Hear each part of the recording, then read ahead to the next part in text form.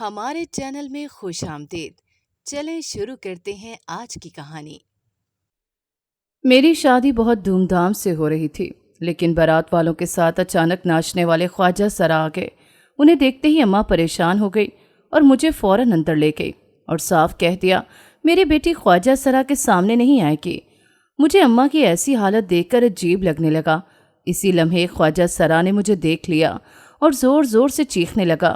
جان تو تب نکلی جب سب خواجہ سرا نے مل کر میری سردیوں کی شاموں میں لپٹی ہوئی اداسی کی وجہ سے میں اس جگہ پر جا کر بیٹھ گئی جہاں مجھے سکون ملتا تھا۔ وہ جگہ گھر میں لگا ہوا پیڑ تھا جہاں پر میں نے اماں سے چھپ کر جھولا باندھا ہوا تھا۔ اماں سے چھپ کر میں اس پیڑ کے نیچے بیٹھتی تھی جب اماں اچانک وہاں آ گئی اور مجھے وہاں پر بیٹھا دیکھ کر بھڑکنے لگی اور جلدی سے مجھے اندر لے گئی۔ میں کمرے میں جا کر بیٹھ گئی اور پھر کھڑکی کھول کر اس جگہ کو دیکھنے لگی جہاں میں تھوڑی دیر پہلے بیٹھی ہوئی تھی۔ اماں مجھے بچپن سے اس پیڑ کے نیچے نہیں بیٹھنے دیتی تھی، مگر میرا دل تو جیسے اس جگہ پر اٹکا رہتا تھا۔ جب میں اداس ہوتی تھی تو وہاں جا کر بیٹھ جاتی، مگر اماں ہمیشہ کی طرح مجھے وہاں سے پکڑ کر لے آئی تھی۔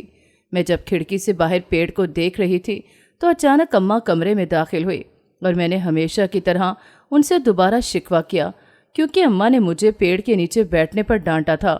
تو انہوں نے مجھے پیار کیا، مجھ سے کہا کہ میں تمہیں اس لیے ڈانٹتی ہوں کہ تم میری بات نہیں سنتی اور بار بار منع کرنے کے باوجود بھی تم مجھے ہر وقت اس جگہ سے ملتی ہو۔ اماں کی بات بھی صحیح تھی، مگر میں اس کو بتا نہ پائی کہ مجھے سارا گھر چھوڑ کر اس جگہ سکون ملتا تھا۔ انہوں نے مجھے رات بہت ہونے کی وجہ سے سونے کے لیے کہا اور خود کمرے سے باہر چلے گئیں۔ میں نے عشاء کی نماز ادا کی اور اس کے بعد سو گئی۔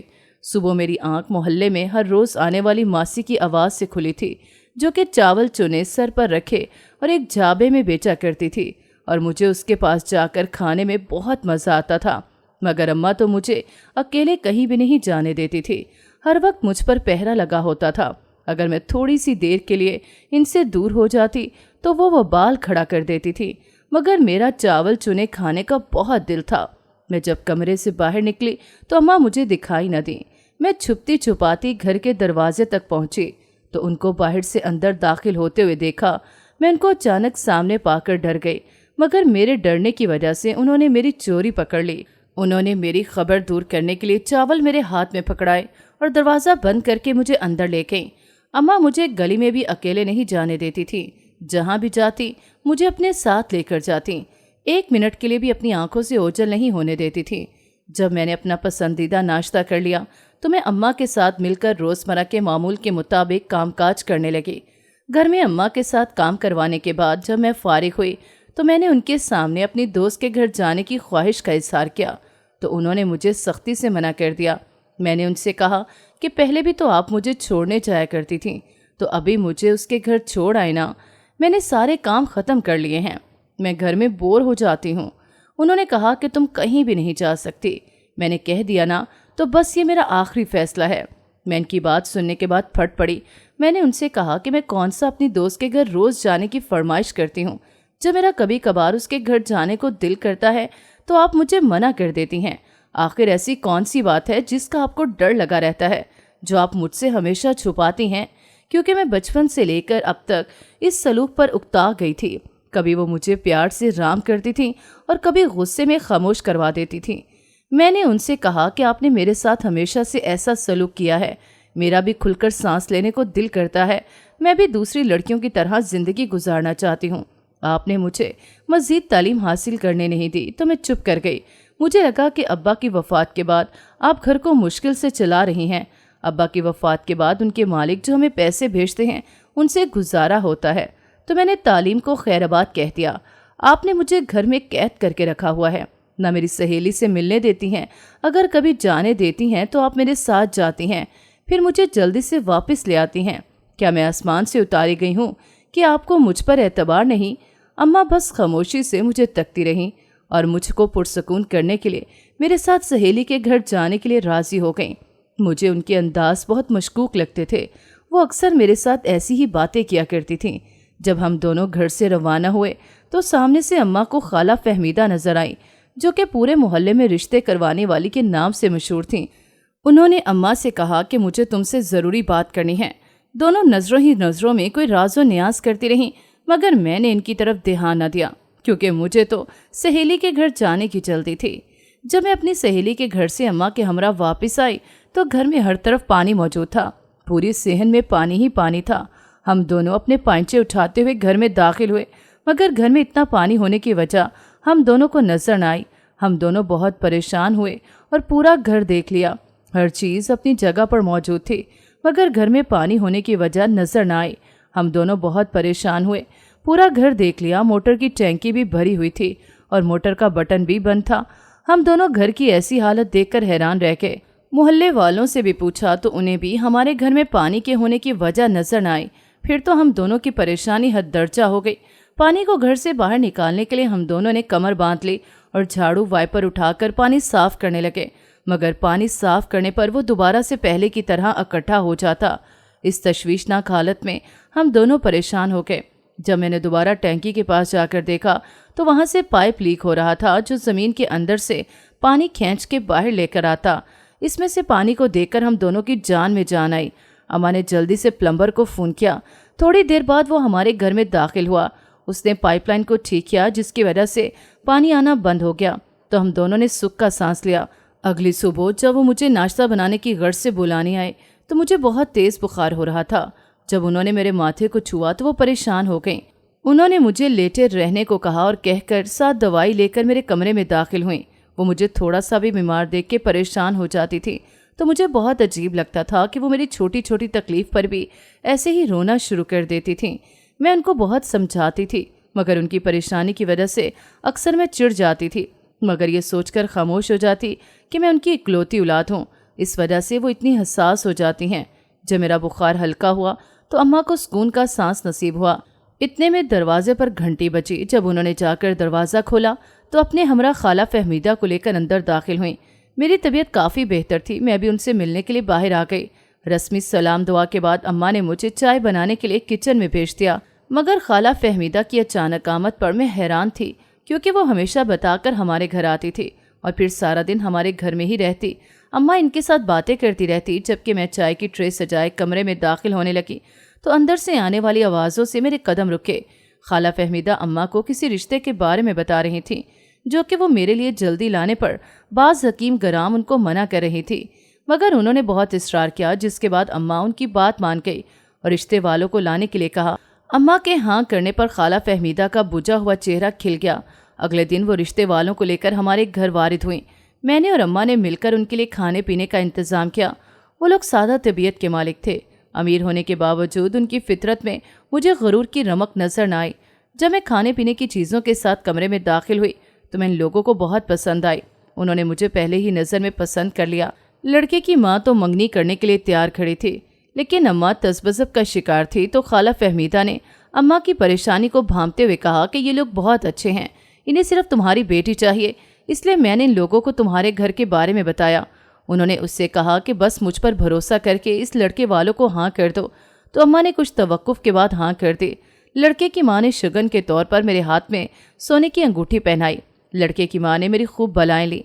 वो लोग काफ़ी देर बैठकर बातें करते रहे, फिर अपने घर को चले गए। अम्मा इस अचानक अफादत से थोड़ी घबराई हुई थी, मगर खाला फहमीदा ने इनकी तमाम परेशानियां ख़त्म कर डाली। जब मंगनी को कुछ वक्त गुजरा तो मेरी सास ने जल्दी शादी की रट लगा दी।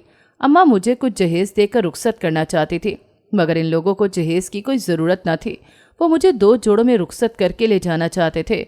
अब्बा की वफ़ात के बाद अम्मा ने जैसे घर को और मुझे संभाला था, मुझे अच्छे तरीके से इस बात का अंदाज़ा था, मगर मेरी सास ने इनकी सारी परेशानी ख़त्म कर दी, क्योंकि अकाउंट में रखे पैसे अगर सारे मेरी शादी पर खर्च हो जाते तो अम्मा के पास कोई सहारा न रहता। मेरी सास ने मुझे ढेर सारी शॉपिंग करवाई। उन्होंने सारी तैयारी मेरी मर्जी से की। इस पर भी अम्मा ने मुझे अकेले न छोड़ा, ख़रीदारी में भी मेरे साथ साथ रहीं। जब मैं शादी की चीज़ें अम्मा के हमरा लेकर घर में दाखिल हुई तो उनके मुंह से बेसाख्ता निकला कि अब तुम्हारी शादी हो जाएगी तो मुझे सुकून मिलेगा, फिर तुम हर जगह अपनी मर्जी से आना जाना, तुम्हें कोई मेरी तरह रोकने टोकने वाला नहीं होगा। उनकी बात सुनकर मेरी आंखों में आंसू आ गए। मेरी शादी की वजह से वो बहुत ज़्यादा दुखी थी। मैं भी उनसे जुदा नहीं होना चाहती थी, मगर ये तो दुनिया का दस्तूर है। बेटियां पराया धन होती हैं, उन्हें एक न एक दिन रुखसत होकर अपने शौहर के घर जाना होता है। تھوڑی دیر بعد اماں خود ہی نارمل ہو گئیں۔ پھر میری شادی کا دن آن پہنچا۔ شادی کے سارے انتظامات میرے سسرال والوں نے کیے تھے۔ انہوں نے میری اماں کو کوئی بھی زحمت کرنے سے منع کیا ہوا تھا۔ انہوں نے ہی ہمارے گھر کے سارے کام خالہ فہمیدہ کے ذریعے سے کروائے، کیونکہ 2 خاندانوں کو جوڑنے میں ان کا ہاتھ تھا۔ انہوں نے بھی خلوص دل سے تمام ذمہ داریاں نبھائیں اور کوئی بھی کمی نہ رہنے دی۔ اماں تو بار بار ان کی مشکور ہو رہی تھیں، مگر ان میں ذرا بھی نخرہ نہ تھا، بلکہ وہ تو کہتی تھیں کہ یہ سب میرا فرض ہے، دوستی کا فرض بھی تو ادا کرنا پڑتا ہے نا۔ جب سارے انتظامات کروا لیے تو وہ اپنے گھر کو چلے گئیں۔ جب وہ گھر سے تیار ہو کر آ گئیں تو مجھے پارلر سے تیار کروانے لے گئیں۔ وہ تو سارے کاموں کو بہت اچھے طریقے سے کروا رہی تھی۔ انہوں نے اماں کو تو کسی بھی بات کی پریشانی نہیں لینے دی تھی، سب کام خوش اسلوبی سے نبھائے تھے۔ مجھے جلدی پارلر سے تیار کروانے کے بعد وہ گھر لے کر آئیں تو مجھے نکسک سی تیار دیکھ کر اماں بہت خوش ہوئی۔ پھر خدا کا شکر ادا کیا۔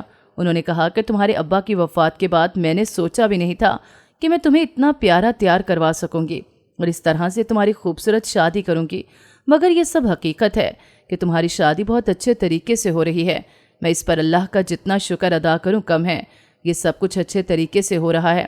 میری شادی بہت دھوم دھام سے ہو رہی تھی، لیکن بارات والوں کے ساتھ اچانک ناچنے والے خواجہ سرا گئے۔ انہیں دیکھتے ہی اماں پریشان ہو گئیں اور مجھے فوراً اندر لے گئیں اور صاف کہہ دیا میری بیٹی خواجہ سرا کے سامنے نہیں آئے گی۔ مجھے اماں کی ایسی حالت دیکھ کر عجیب لگنے لگا۔ اسی لمحے خواجہ سرا نے مجھے دیکھ لیا اور زور زور سے چیخنے لگا۔ جان تو تب نکلی جب سب خواجہ سرا مل کر میری طرف بڑھنے لگے۔ اماں ان کو دیکھ کر بہت خوفزدہ تھی۔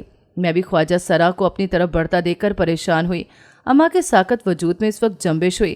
جب میں نے ان کا کندھا ہلایا تو انہوں نے خواجہ سرا کی وجہ سے گھبرا کر مجھے کمرے میں بند کر دیا۔ انہوں نے سکھ کا سانس اس وقت لیا جب میری ساس خواجہ سرا کو کھانا کھانے کے لیے اپنے ساتھ لے گئی۔ ان کو جاتا دیکھ کر تو اماں کی جان میں جان آئی۔ مجھے ان کی حالت دیکھ کر تعجب ہوا۔ جب میرا نکاح ہو گیا تو میں ان کے گلے لگ کر روئی تھی۔ جب رخصتی کے لیے مجھے کمرے سے باہر نکال کر لائے تو میں نے ہجوم میں خواجہ سرا کو اپنی طرف لپکتے ہوئے دیکھا، جس نے پہلے کی طرح مجھے دیکھ کر چلانا شروع کر دیا تھا، مگر اماں ہجوم سے نکل کر ان کے پاس چلے گئی۔ میں اماں کو ان سے باتیں کرتے ہوئے دیکھ رہی تھی۔ ان کے چہرے کے رنگ بدل رہے تھے، پتہ نہیں انہیں کیا کہا خواجہ سرا مجھے دوبارہ کہیں بھی نظر نہ آئے، مگر اماں مجھے بہت پریشان دکھائی دی۔ ان سب چکروں میں میری رخصتی کافی لیٹ ہو گئی۔ اماں واپس آ کر مجھے ملی اور بہت زیادہ روئی۔ پھر میں اپنے بابل کا انگنا چھوڑ کر پیا دیس سدھار گئی۔ وہاں پر میرا استقبال بہت اچھے انداز میں کیا گیا۔ سب کچھ خواب جیسا لگ رہا تھا۔ میرا سسرال بہت امیر تھا۔ وہاں کی ہر چیز امیری کا منہ بولتا ثبوت تھی۔ ہر چیز کو نفاست سے سجایا گیا تھا۔ وہاں کا ماحول بھی نہایت پرسکون تھا۔ وہاں پر موجود لوگ میری قسمت پر رشک کر رہے تھے۔ مجھے میری ساس نے رسمیں کرنے کے بعد کمرے میں جا کر بٹھایا۔ کمرے کو خوبصورت انداز میں سجایا گیا تھا۔ کمرے کی نفاست وہاں پر رہنے والوں کی طبیعت کا منہ بولتا ثبوت تھی۔ جب میرا شوہر کمرے میں داخل ہوا تو انہوں نے میری طرف دیکھنا بھی گوارا نہ کیا، بلکہ انتہائی بے دردی سے میری طرف منہ دکھائی کی ڈبی پھینکی۔ پھر انہوں نے مجھے پلنگ سے کھینچ کر کھڑا کیا اور کمرے سے باہر نکال دیا۔ میں کمرے سے باہر کھڑی ہو کر روتی رہی۔ اس بے دردی پر میں بوکھلا کر رہ گئی۔ میں کافی دیر وہاں پر کھڑی ہو کر روتی رہی۔ جب میری ساس نے مجھے کمرے سے باہر کھڑے دیکھا تو گھبرا گئی۔ میں نے ان کی طرف سوالیہ نظروں سے دیکھا تو انہوں نے میری نظروں کا مفہوم سمجھتے ہوئے کہا کہ میرا بیٹا ایسا نہیں ہے۔ مجھے تو خود یقین نہیں آ رہا کہ میرے بیٹے نے تمہارے ساتھ ایسا کیا۔ میں نے ان سے کہا کہ اگر میں آپ کے بیٹے کو پسند نہیں تھی تو مجھے یہاں بیاہ کر کیوں لائیں؟ انہوں نے کہا کہ ایسا کچھ بھی نہیں ہے جو کچھ تم سمجھ رہی ہو۔ انہوں نے کہا کہ میرے بیٹے نے تمہارے ساتھ اپنی مرضی کی شادی کی ہے۔ میں نے اس پر کوئی زور زبردستی نہیں کی۔ انہیں بھی کچھ سمجھ نہیں آ رہا تھا۔ پھر وہ مجھے کمرے میں لے گئیں۔ میں نے کپڑے تبدیل کیے، اس کے ساتھ پلنگ پر لیٹ گئی۔ پھر اپنی زندگی میں آنے والے بھونچال کے بارے میں سوچنے لگی۔ مجھ پر کب نیند کا غلبہ طاری ہوا مجھے پتہ ہی نہ چلا۔ صبح کو میری آنکھ ساس کے جگانے پر کھلی، کیونکہ میری اماں رسم کے مطابق صبح کا ناشتہ لے کر آئی ہوئی تھی۔ میری ساس نے مجھے سمجھایا کہ اپنی اماں کو رات کے واقعے کے بارے میں مت بتانا، ان کو اچھا نہیں لگے گا۔ میں نے ان کی تسلی کروائی اور پھر تیار ہونے چلی گئی۔ جب میں تیار ہو کر اماں کے پاس گئی تو مجھے ان کا چہرہ بجھا ہوا محسوس ہوا۔ انہوں نے مجھ سے پوچھا کہ تم خوش ہو؟ پھر انہوں نے کھوجتی ہوئی نظروں سے میری طرف دیکھا، مگر میں نے اپنے غم کو خوشی کی آڑ میں چھپا لیا۔ میرے شوہر کے علاوہ سب نے صبح کا ناشتہ کیا۔ پھر ناشتے سے فارغ ہونے کے بعد وہ گھر کی طرف روانہ ہو گئے۔ جب میری ساس نے میرے شوہر کو ولیمے کے بارے میں کہا تو میرے شوہر نے ولیمہ کرنے پر وبال کھڑا کر دیا۔ انہوں نے صاف منع کر دیا کہ ولیمے کی رسم نہیں کی جائے گی۔ میری ساس کو بھی ان کے بدلے ہوئے تیور کی سمجھ نہیں آ رہی تھی۔ انہوں نے مجھے خود بتایا کہ شادی سے پہلے کوئی ایسی زبردستی نہیں تھی جس کی وجہ سے میرا بیٹا تمہارے ساتھ یہ سب کچھ کر رہا ہے۔ میری ساس نے زیادہ دھوم دھڑکا نہ کیا، بس چند لوگوں کو بلا کر کھانا کھلایا۔ جب ولیمہ خیر خیریت سے گزر گیا تو شادی کے دوسرے دن میرا شوہر مجھے میری اماں کے پاس چھوڑ کر پردیس چلا گیا۔ شوہر کا رویے پر مجھے اپنا کوئی قصور نظر نہ آیا۔ میں بہت پریشان تھی تو میری ساس نے میرا جی بہلانے کے لیے کہا کہ کچھ دنوں کے لیے اپنی اماں کے گھر چلی جاؤ، تب تک میں اپنے بیٹے کو سمجھانے کی کوشش کرتی ہوں اور معاملے کی تہہ تک پہنچتی ہوں کہ میرا بیٹا ایسا کیوں کر رہا ہے تاکہ وہ پردیس سے واپس آ جائے۔ میں ان کی تسلی پر ہنکارا بھر کے رہ گئی۔ پھر میں نے اپنا سامان باندھا اور اماں کے گھر کی جانب روانہ ہوئے۔ میں اس قدر پریشان تھی کہ گھر سے روانہ ہوتے وقت ساس سے مل کر نہ آئی۔ مجھے کچھ بھی اچھا نہیں لگ رہا تھا۔ اچانک راستے میں گاڑی خراب ہو گئی۔ کافی دیر گاڑی سڑک پر کھڑی رہی۔ ڈرائیور کو گاڑی کی خرابی سمجھ میں نہیں آ رہی تھی کہ اچانک ایک خواجہ سرا گاڑی کے شیشے کی طرف لپکا۔ ڈرائیور اس کو گاڑی سے دور ہٹانے لگا۔ جب میں نے اس کی طرف غور سے دیکھا تو یہ وہی خواجہ سرا تھا جو کہ شادی والے دن مجھے پہچان کر اپنے ساتھیوں کو میرے بارے میں بتا رہا تھا۔ میں نے جلدی سے گاڑی کا شیشہ نیچے کیا اور ڈرائیور کو اس خواجہ سرا کو روکنے سے منع کر دیا۔ جب ڈرائیور نے خواجہ سرا کو چھوڑا تو اس نے کہا، یہ تو شروعات ہے، ابھی تو اور بہت سے امتحان باقی ہیں۔ تمہارے ساتھ تو تمہارے اپنے مخلص نہیں ہیں۔ وہ کچھ اور کہتا یا میں اس کی باتوں کا مطلب پوچھوں۔ ڈرائیور نے گاڑی ٹھیک کر لی اور وہ گاڑی خواجہ سرا کے پاس سے بھگا کر لے گیا۔ یہ میں گاڑی کے شیشے میں خواجہ سرا کو دیکھتی رہ گئی جو کہ گاڑی کی وجہ سے دھکا لگنے پر زمین پر گرا ہوا تھا۔ شوہر کی بے رخی اور خواجہ سرا کی باتوں پر میں تو ششتر تھی۔ جب گاڑی اماں کے گھر کے باہر رکی تو میں ڈرائیور کی مدد سے سامان لے کر گھر میں داخل ہوئی۔ اماں مجھے گھر میں داخل ہوتا دیکھ کر میری طرف بڑھی اور میرے ہاتھ میں سامان دیکھ کر انہوں نے دل تھام لیا۔ جب ڈرائیور سامان رکھ کے چلا گیا تو اماں مجھے فوری کمرے میں لے گئیں اور شادی کے تیسرے دن ساز و سامان کے ساتھ گھر میں آنے پر انہوں نے مجھ سے بہت سارے سوال کر ڈالے، مگر میرے پاس ان کے سوالوں کا جواب نہیں تھا۔ ان کے دھڑا دھڑ سوالوں کے جواب میں نے رونا شروع کر دیا۔ میرے رونے کی وجہ سے وہ مزید پریشان ہو گئیں۔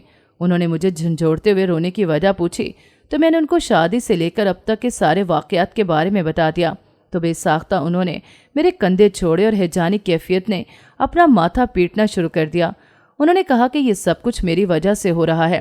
تم پوچھتی تھی نا کہ میں تمہیں ہر وقت گھر میں قید کیوں رکھتی ہوں، تو اب وقت آ گیا ہے کہ میں تمہیں سب کچھ بتا دوں۔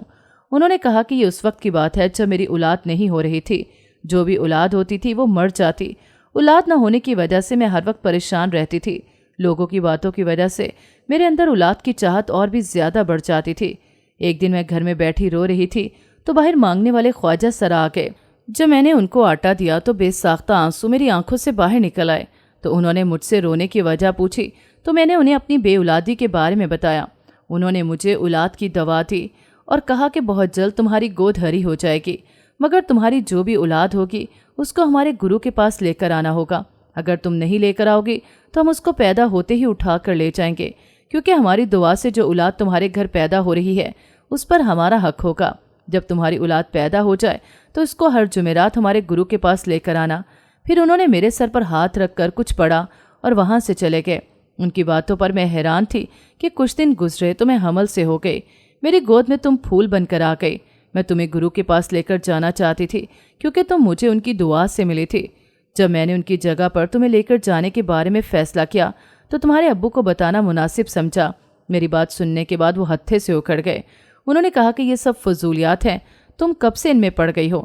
یہ تو اللہ کی دین ہے جس کو خواجہ سراؤں سے جوڑ رہی ہو۔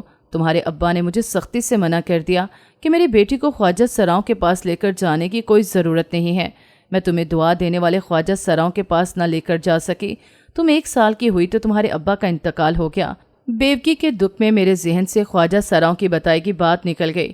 میں زندگی کے دکھوں میں مصروف ہو کر رہ گئی۔ جب ایک دن میں تمہیں گھر سے باہر لے کر نکلی تو تمہارے چہرے پر ایک نشان تھا جس کے بارے میں وہ خواجہ سرا جانتے تھے۔ وہ تمہارے چہرے کو دیکھ کر ایک دوسرے کو بتانے لگے اور پھر میری طرف لپکے اور تمہیں مجھ سے زبردستی چھیننے لگے، مگر میں نے شور ڈال کر لوگوں کو اکٹھا کر لیا۔ لوگوں کو اکٹھا دیکھ کر انہوں نے تمہیں چھوڑ دیا۔ اس دن سے میں ڈر گئی۔ 1-2 بار تمہیں لینے کے لیے گھر تک پہنچ گئے۔ میں نے محلے والوں کو اکٹھا کر کے بہت مشکل سے جان بچائی۔ اسی لیے میں خواجہ سراؤں سے پیچھا چھڑانے کے لیے اپنا محلہ چھوڑ دیا۔ جس گھر میں تمہارے ابا کے ساتھ میں رہتی تھی اور تمہارے معاملے میں اس قدر حساس ہو گئی کہ وہ تمہارے چہرے پر نشان کو دیکھ کر پہچان جائیں گے۔ اس وجہ سے تو میں تمہیں ہر وقت چھپائے رکھتی اور گھر میں قید کر کے رکھتی تھی۔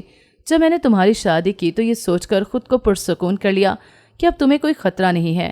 اگر خواجہ سرا تمہیں لے کر جانے کی کوشش کریں گے بھی تو تمہارا شوہر تمہارا محافظ ہوگا، ورنہ تمہارے جوان ہونے کے بعد میری بوڑھی ہڈیوں میں اتنی طاقت نہیں رہی کہ میں خواجہ سراؤں سے لڑ سکتی۔ لیکن جب میں نے تمہاری شادی کی تو خواجہ سرا تمہاری شادی میں آ دھمکے۔ میں تمہیں ان سے چھپانے کی بہت کوشش کی مگر انہوں نے تمہیں پہچان لیا۔ تمہاری شادی میں بدمزگی پیدا نہ ہو، میں نے ان سے التجا کی اور ان سے اپنی غلطی کی معافی مانگی، کیونکہ میں جن خواجہ سراؤں سے اتنے عرصے سے بھاگ رہی تھی وہ میرے سامنے آ کر کھڑے ہو گئے۔ اس لیے ان کی منت سماجت کرنے کے سوا میرے پاس کوئی اور چارہ نہ تھا۔ جب میں نے ان کے گرو کا واسطہ دیا تو وہ میری بات مان گئے، کیونکہ وہ تو بس شادی میں ناچنے کے لیے آئے ہوئے تھے۔ اگر وہ میری سچائی کے بارے میں تمہاری ساس کو بتا دیتے تو ہو سکتا ہے کہ وہ شادی ختم کر کے چلی جاتی، اور انہوں نے مجھے بھی یہی دھمکی دی تھی۔ میں نے ان سے کہا کہ جو غلطی مجھ سے پہلے ہوئی ہے میں اسے سدھار لوں گی اور اپنی بیٹی کو شادی کے بعد ضرور لے کر آؤں گی، مگر انہوں نے میری کسی بات پر یقین نہ کیا۔ وہ میری کوئی بھی بات ماننے کے لیے تیار نہ تھے۔ تمہاری رخصتی کو دیر ہو رہی تھی تو مجھ پر شیطان کا غلبہ طاری ہو گیا، اور میں نے غصے میں ان سے کہا کہ تم سے جو بن پڑتا ہے کر لو۔ تو انہوں نے کہا کہ تم اپنی بیٹی کی شادی تو کر رہی ہو مگر وہ اپنے گھر میں کبھی بھی خوش نہیں رہے گی، اور ہماری بد دعا ہے کہ اس کا شوہر اس کے ساتھ خوش نہ رہے گا، کیونکہ تم اپنی بیٹی کی وجہ سے ہی ہمارے ساتھ دھوکے پر دھوکا کر رہی ہو، اور ہماری بد دعا ہے کہ شادی کے بعد تمہاری بیٹی کا شوہر اسے چھوڑ کر پردیس چلا جائے گا، اور تمہاری بیٹی ہماری ہی دعا سے پیدا ہوئی تھی، تو اب ہم اسے بد دعا دے کر جا رہے ہیں۔ جب تم اپنی بیٹی کی دکھ تکلیف کو دیکھو گی تو تم اسے ہمارے پاس ضرور لے کر آؤ گی۔ تمہاری بیٹی کو لے کر گرو کے پاس جانا ہی ہمارا اصل مقصد ہے۔ میں نے ان کی باتوں کی طرف کوئی دھیان نہ دیا، کیونکہ میرا صرف مقصد تمہاری رخصتی تھا۔ اس کے بعد تم اپنے شوہر کے حوالے ہو جاتی تو میں ہر فکر سے آزاد ہوتی، مگر اب مجھے احساس ہو رہا ہے کہ میرے خود ساختہ سوچ کا نتیجہ بہت برا نکلا۔ تمہارے ساتھ جو کچھ بھی ہو رہا ہے سب میری بے حسی کی وجہ سے ہے، کیونکہ میں نے خواجہ سراؤں کی بات کو نہیں مانا۔ انہوں نے تمہیں جو بد دعا دی تھی وہ پوری ہو گئی ہے۔ انہوں نے مجھ سے کہا کہ مجھے احساس ہو رہا ہے کہ میں نے تمہاری پیدائش سے لے کر اب تک بہت غلطیاں کی ہیں، مگر میں تمہاری زندگی برباد نہیں ہونے دوں گی۔ مجھے میری غلطیوں کو سدھارنا ہوگا۔ ان کی تمام باتیں سننے کے بعد مجھ پر جمود کی کیفیت طاری ہو گئی۔ انہوں نے میرا کندھا ہلایا تو میں ہوش کی دنیا میں واپس آئی۔ مجھے کچھ سمجھ نہیں آ رہا تھا۔ تمام حقیقت جاننے کے بعد میں اماں کو کیا کہتی۔ اماں نے کہا کہ جو کچھ تمہارے ساتھ ہو رہا ہے یہ سب خواجہ سراؤں کی بد دعا کی وجہ سے ہے۔ مجھے اب تمہیں ان کے پاس لے کر جانا پڑے گا۔ انہوں نے میرے سامان میں سے بڑی چادر نکالی اور مجھے لے کر گھر سے باہر نکل پڑی۔ میں بس خاموشی سے ان کے پیچھے چلتی رہی۔ مجھے تو بس اپنا گھر بسانے کی فکر لگی ہوئی تھی۔ اگر خواجہ سراؤں کے گرو کے پاس جانے کے بعد میری زندگی میں خوشیاں آ سکتی تھیں تو اس سے بڑی کوئی راحت کی بات نہ تھی۔ ہم دونوں راولپنڈی جانے والی بس پر روانہ ہو گئے، کیونکہ وہاں پر ہی اماں ابا کے ساتھ میری پیدائش سے پہلے رہا کرتی تھی۔ چند گھنٹوں کی مسافت کے بعد ہم دونوں راولپنڈی جا پہنچے۔ ہم نے گھر سے نکلتے ہوئے اپنی پرانے صندوق میں سے خواجہ سراؤں کی رہائش کا پتہ نکال لیا تھا۔ جب ہم اس پتے پر پہنچے تو وہاں بہت سے خواجہ سرا موجود تھے۔ میں نے اپنا چہرہ چادر سے ڈھکا ہوا تھا۔ جب میرے چہرے سے چادر کا پلو سرکا تو میرے چہرے پر پڑا نشان واضح ہوا تو سب خواجہ سرا میری طرف دیکھنے لگے۔ سب نے شور مچا دیا۔ وہ سب مجھے دیکھ کر بہت خوش ہوئے اور سب اپنے گرو کو میری آمد کے بارے میں بتانے کے لیے بھاگنے لگے۔ میں ان کے درمیان پیدا ہونے والی ہلچل دیکھ کر گھبرا گئی۔ اماں نے میرا ہاتھ مضبوطی سے پکڑ رکھا تھا۔ جب ہم تمام خواجہ سراؤں کی طرح سے بتائے گئے گرو کی جگہ پر پہنچے تو وہ مجھے دیکھ کر کھڑا ہو گیا، اور وہ جس جگہ پر بیٹھا تھا وہ جگہ اس نے میرے لیے خالی کر دی۔ سب خواجہ سرا مجھے عقیدت بھری نظروں سے دیکھ رہے تھے۔ ان میں جا کر مجھے بہت اپنائیت محسوس ہوئی۔ گرو نے میرے چہرے پر پڑے ہوئے نشان کو دیکھا اور پھر اس نشان کو چوم کر اپنی آنکھوں سے لگانے لگا۔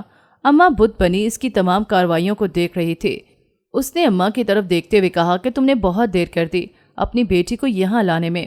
میں نے اس کا پل پل انتظار کیا ہے۔ میں بہت بوڑھا ہو گیا ہوں، مگر میں خدا سے دعا کر کے ہر روز مہلت مانگتا ہوں کہ تمہاری بیٹی کو دیکھنے کے بعد اس دنیا سے چلا جاؤں، کیونکہ اس کے چہرے پر جو نشان ہے میں اس کو دیکھنا چاہتا تھا۔ یہ میرے گرو کے چہرے پر ہوا کرتا تھا اور اللہ نے ان کے ہاتھ میں شفا رکھی تھی، اور میرے خواجہ سراؤں کی دعا سے پیدا ہونے والی یہ پہلی لڑکی تھی جس کے چہرے پر وہی نشان تھا جو ہمارے گرو کے چہرے پر ہوا کرتا تھا۔ میرے گرو نے خواب میں آ کر اس لڑکی کی خوشخبری سنائی تھی۔ بس میں اسی نشان کو چوم کر اس لڑکی کی کرامت سے فیضیاب ہونا چاہتا تھا لیکن اس فیض کو حاصل کروانے میں تم نے بہت وقت لگا دیا، جس کے لیے میرے خواجہ سراؤں نے بہت پاپڑ بیلے، کیونکہ وہ مجھے پرسکون دیکھنا چاہتے تھے۔ یہاں تک کہ انہوں نے اس نیک نصیب والی لڑکی کو بد دعا دے ڈالی۔ انہوں نے اماں سے کہا کہ تم نے میری خواہش پوری کر دی ہے، اب بتاؤ کیا مانگتی ہو؟ تو اماں نے انہیں میری شادی کے بعد کے تمام واقعات کے بارے میں بتایا اور پھر خواجہ سراؤں کی طرف سے دی گئی بد دعا کے بارے میں ان کو مطلع کیا۔ انہوں نے شرمندہ ہوتے ہوئے ہم سے معذرت مانگی۔ انہوں نے کہا کہ اس لڑکی کو یہاں تک لانا میری مجبوری تھی، میں بس اس نشان کی کرامت کو محسوس کرنا چاہتا تھا۔ انہوں نے کہا کہ میں نے خواجہ سراؤں کی طرف سے دی گئی بد دعا کو واپس لیتا ہوں، بہت جلد اس لڑکی کا شوہر پردیس سے واپس آ جائے گا اور یہ اپنے شوہر کے ساتھ ہنسی خوشی زندگی بسر کرنے لگے گی۔ انہوں نے میرے سر پر پیار کرتے ہوئے ایک دھاگا میرے ہاتھ پر باندھ دیا اور پھر ہم دونوں وہاں سے روانہ ہوئے۔ جب ہم دونوں گھر پہنچے تو میرا شوہر ساس کے ہمراہ مجھے لینے آیا ہوا تھا۔ اس کو اپنے گھر پر موجود پا کر میں حیران رہ گئی، کیونکہ وہ تو پردیس کیا ہوا تھا۔ اس نے کہا کہ میں نے تمہارے ساتھ جو کچھ کیا وہ میں نے اپنی مرضی سے نہیں کیا، مجھے ایسے لگتا ہے کہ میرے ذہن پر کوئی طاقت سوار تھی جو کہ مجھے تمہارے ساتھ برا سلوک کرنے پر مجبور کر رہی تھی۔ لیکن جب میں پردیس گیا تو میرا دل تمہارے لیے بے قرار ہوا تو میں جلد واپس لوٹ آیا اور اپنی ماں کو اپنی کیفیت کے بارے میں سب کچھ بتا دیا۔